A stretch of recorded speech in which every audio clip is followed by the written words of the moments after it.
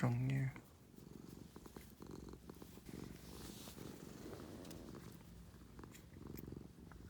오늘도 어김없이 밥을 들러 하신다. 가자.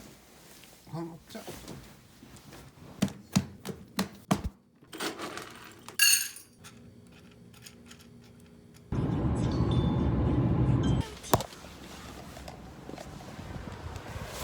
안녕하세요. 너무 많이 왔네.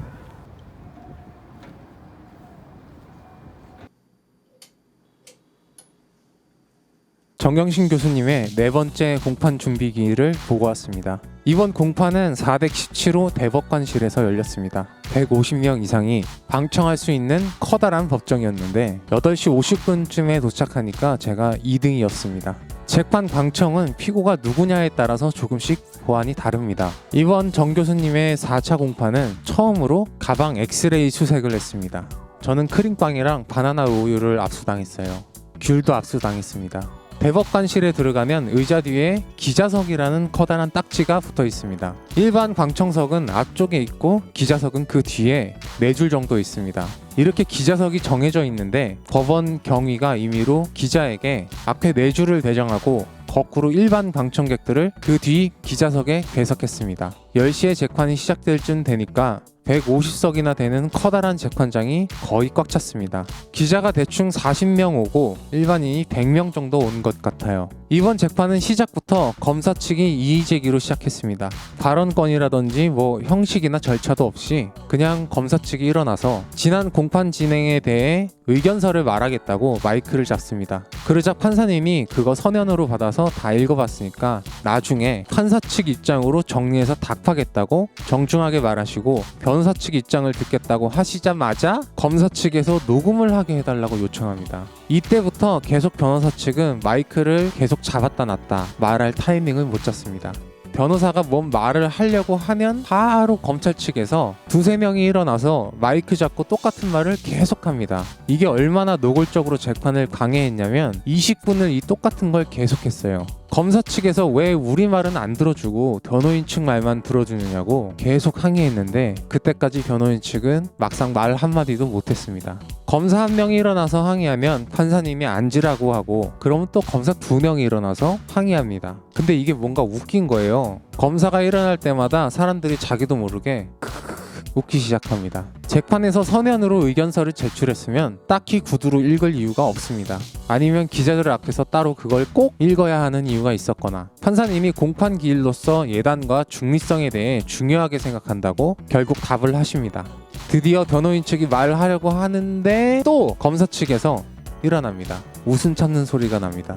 지난번 공판에서 공소장 변경이 불어된 것만 기재되고 검사 측에서 이의 제기한 내용이 공판 조서에 기록되지 않았으니 그 부분을 수정해달라고 요청합니다. 근데 막 소리를 질러요. 판사님이 공판 조서에는 모든 내용이 다 들어갈 수 없고 그날은 공소장 변경이 중요한 사항이었지만 절차대로 검토해보겠다고 하십니다. 그런데 제 눈에 엄청 이상한 게 보였습니다. 언론에는 아마 절대 이런 내용은 나오지 않을 겁니다. 엄청 젊은 검사들이 추가로 나왔어요. 그리고 이 젊은 검사 3명이 무선 마이크를 잡고 뒷줄에서 계속 큰 소리로 발언합니다. 저는 이 점이 무척 이상했습니다. 그 젊은 검사들이 막 손짓으로 판사님을 막 이렇게 가리키면서 항의하는데 검사들 진짜 천재구나 싶었습니다. 새파랗게 젊은 검사가 큰 소리로 판사에게 항의하면 판사가 평정심을 잃고 열받아서 말실수를 하게끔 일부러 젊은 검사들을 추가한 것 같았습니다. 실제로 판사님이 열받으셨어요. 검사만큼이나 판사도 기수를 중요하게 여기고 밥 먹으러 갈 때도 평판사는 절대 부장판사 앞으로 걷지 않고 하객진 모양으로 간다고 합니다. 그런데 30대 정도 돼 보이는 검사가 나이 지긋한 부장판사 앞에서 막 손짓하면서 소리치는 건 이건 그 세계에서는 상상할 수가 없는 장면인 거예요. 판사님이 정말 화가 나신 게 보였습니다. 발언하는 검사의 이름을 물어보고 이름을 혼용하며 앉으라고 하십니다. 이게 기사로는 단순히 판사와 검사의 공관전이 있었다고 나왔습니다. 디테일을 보면 검사 측의 의도가 보입니다.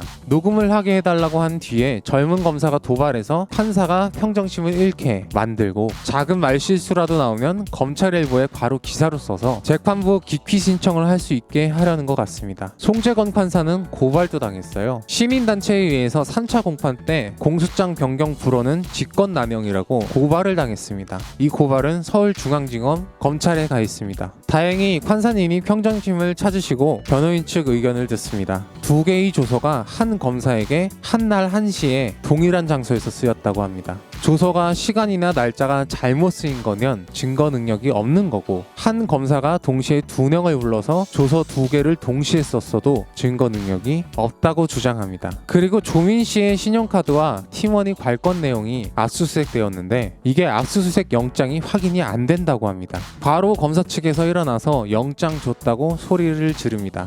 젊은 검사가. 압수수색이 기소 이후에 있었다면 이 증거들은 사용할 수 없습니다. 4차 공판 준비 기일에도 역시 사건 기록 복사 문제가 해결되지 않았습니다. 복사는 거의 다 했는데 너무 방대해서 읽을 시간이 부족합니다. 이제 겨우 사모펀드 건을 반 정도 읽었다고 하니까 검사 측에서 그러면 22일부터 공판을 시작하자고 합니다. 판사님은 이제 덤덤해지셨습니다. 청와대도 압수수색하고 장관직도 압수수색하고 총리실도 하고 이제는 판사까지 수사한다면 솔직히 저도 검사가 무섭습니다. 고양이 뉴스 원재윤이었습니다. 안녕!